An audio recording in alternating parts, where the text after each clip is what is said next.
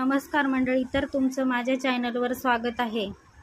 तर आज आपण बनवणार आहोत घोसाळ्याची भाजी। तर आपण इकडे घोसाळे धुवून घेतलेले आहेत, आता आपण ते कापून घेणार आहोत। आणि इकडे हिरवी मिरची घेतलेली आहे, लसूण घेतलेला आहे, लसूण आपण सोलून घेणार आहोत, मिरची कापून घेणार आहोत आणि घोसाळे छान असे कापून घेणार आहोत। चला तर मग आता आपण कापून घेऊया।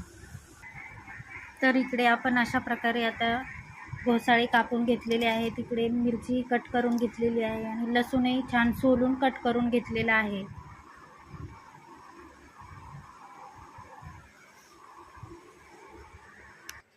इकडे आपण थोडीशी मुगाची डाळ आणि मसूरची डाळ भिजत घातलेली आहे, तर ती आपण घोसाळ्यामध्ये टाकणार आहोत।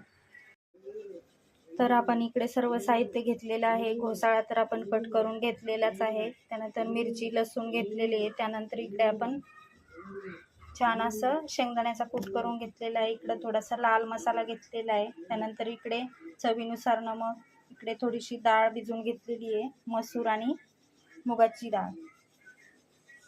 आणि इकडे गॅस चालू केलेला आहे आणि त्यामध्ये आपण मोहरीची फोडणी करून टाकलेली आहे। तर त्यामध्ये आपण आता लसूण घालून घेणार आहोत।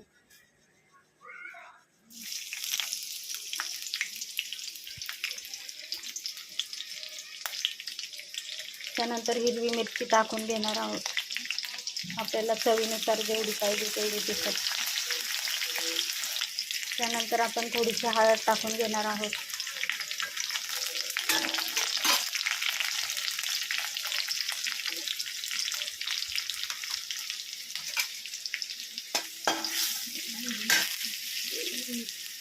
त्यानंतर आपलं छान असं मिरची आणि लसूण छान असं तळलेलं आहे। तर आता आपण त्यामध्ये कापून घेतलेले घोसाळे टाकणार आहोत।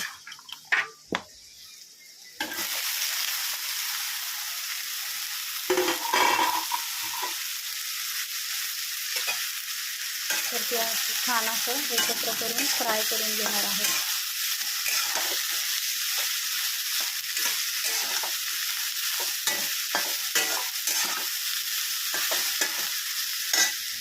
घोसाळ्यामध्ये पाणी टाकायची गरज नाही सुक्कं करायचं असेल तर, कारण की घोसाळ्याला पाणी सुटतं।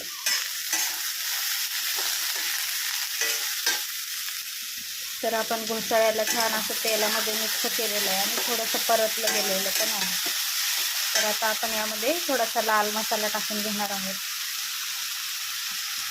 चवीनुसार, तुम्हाला जेवढं तिखट पाहिजे तेवढा। त्यानंतर आपण नमक टाकून घेणार आहोत, तेही चवीनुसार।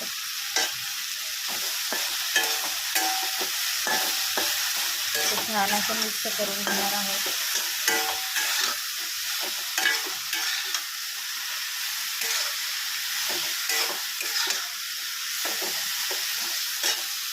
त्यानंतर आपण आता यामध्ये शेंगदाण्याचा कूट टाकून घेणार आहोत।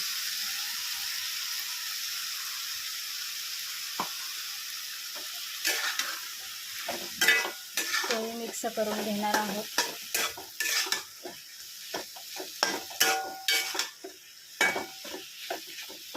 त्यानंतर आपण इकडे भिजवलेली डाळ आहे ती घेणार आहोत।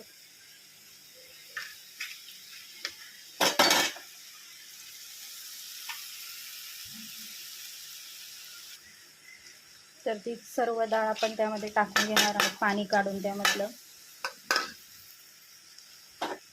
तर हे छान असं मिक्स करून घेणार आहोत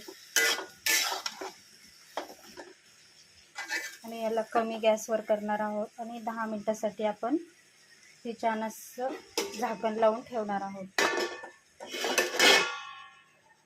तर आपली छान अशी भाजी तोपर्यंत 10 मिनिटांमध्ये मस्त तयार होईल।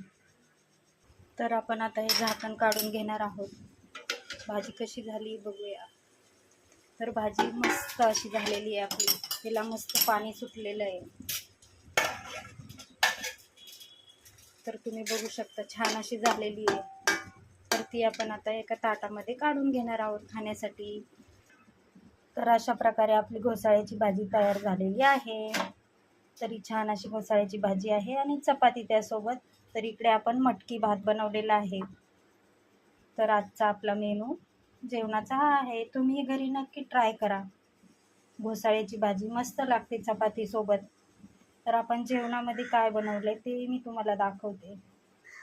तर आपण इकडे छान अशा मऊसूत चपात्या बनवलेल्या आहेत. त्यानंतर इकडे छान असा मटकी भात बनवलेला आहे. तर तुम्ही छान असं घरी बनवू शकता. तर तुम्हाला माझा व्हिडिओ आवडला असेल तर नक्की सबस्क्राईब करा आणि घरी नक्की बनवून खा. थँक्यू.